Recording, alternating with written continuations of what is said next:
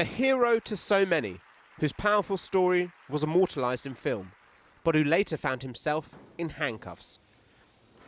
Paul Rusesabagina, the activist whose life inspired the Hollywood blockbuster Hotel Rwanda, was freed from prison in the capital Kigali last night. The latest chapter in a Hollywood tale turned criminal trial. There will be no rescue. We must shame them into sending help. The 2004 film dramatised how, a decade earlier, Rusesabagina, himself a Hutu, saved more than 1,000 Tutsis from murderous Hutu gangs during the Rwandan genocide. Paul Kagame, now president, was initially lauded for stopping the genocide. But 3 decades on and still clinging to power, he stands accused of human rights abuses, and Rusesabagina was one of his vocal critics. The time has come for us to use any means possible to bring about change in Rwanda, as all political means have been tried and failed. That statement was used against him in court. He was accused of being part of an armed group trying to overthrow the government. But how did he arrive in Rwanda in 2020? Because by then he was a Belgian citizen with permanent residency in the United States. He was effectively kidnapped. He thought he was flying to Burundi from Dubai. Instead, he ended up in handcuffs and then the docks, found guilty of terror offences. It was aimed at Hutus who live in Rwanda because they had come to see Rusesabagina as a sort of champion for Hutu rights, living abroad, who was bravely denouncing Paul Kagame's government. And when he was lured and snatched and then sentenced to 25 years in prison, it spelt to them, look, I can get you. But internationally, this was all declared a show trial. And ever since, the Americans have pushed for his release. And recently, Kagame said he was willing to move on the issue. I can only say there is work going on about it. Why has the Rwandan government released him now? So I think it's by sheer dint of repetition. You know, every single time that Antony Blinken met Kagame, he brought this issue up. Every single time that US congressmen were having encounters with either the Rwandan embassy or members of the Rwandan government, they would ask about Rusesabagina.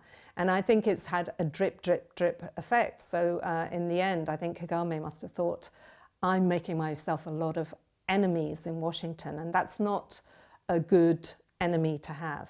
But if they felt Washington's ire, the Rwandans haven't been given the cold shoulder by London, with Home Secretary Suella Braverman visiting the country recently as part of her government's plans to send migrants there. On behalf of the UK government, we are absolutely delighted and excited about our partnership with Rwanda. There's a complete disparity. And I know that in Washington, they're really puzzled by what they see as this very strange position being taken by Rishi Sunak and by his ministers. The Rwandan government today said Rusesabagina's sentence had been commuted, but his conviction still stands. He's expected to fly back to the United States in the coming days. Well, earlier I spoke to Yolande Makola, a spokesperson for the Rwandan government. I began by asking her why authorities in the country released Paul Rusesabagina if they still believe him to be a dangerous terrorist. Paul Rusesabagina was convicted of serious crimes. His sentence was commuted along with 19 of his associates. It's within Rwandan law to do that. We commute sentences by presidential clemency regularly in Rwanda. So it's within the context of our judiciary. But why? And what is the law? No, we have been we've had constructive discussions with the US. As you know, the US has been interested in him, has raised this quite publicly. Everyone is aware of that. We got to a point where the discussion became more constructive, especially as regards the basis of his convictions and the serious crimes that he and his associates committed. Paul Rusesabagina also made a request for clemency, took moral responsibility for the crimes that he has committed, and made important pledges about his future conduct. I want to come on to that in a moment, but just to be clear, essentially the Rwandan government has given in to pressure from the United States. I wouldn't say that. As I said, this is within our law. Along with Paul Rusesabagina and his 19 associates, we also commuted sentences of over 350 other people. The Rwandan president had always claimed Mr. Rusesabagina was tricked into getting onto that plane, which took him to Kigali and into prison. Others called it kidnap. Now, in the end, were you persuaded by the US government that it was a bad idea to kidnap one of their residents? The US has just rescinded its wrongful detention assessment. What this means is that they agree with us that the conviction was justified. The victims have been vindicated, justice was done. The Rwandan government was correct to pursue, arrest, and convict him. So they have rescinded it as part of the deal done between the two of you? It has been part of the discussions, the ongoing discussions in the last few months. Now, you insist that this is, as you say, a commuted sentence, that in return for his freedom, he's made a pledge to exit from politics. If he doesn't do that, what happens then? Well, the underlying conviction remains.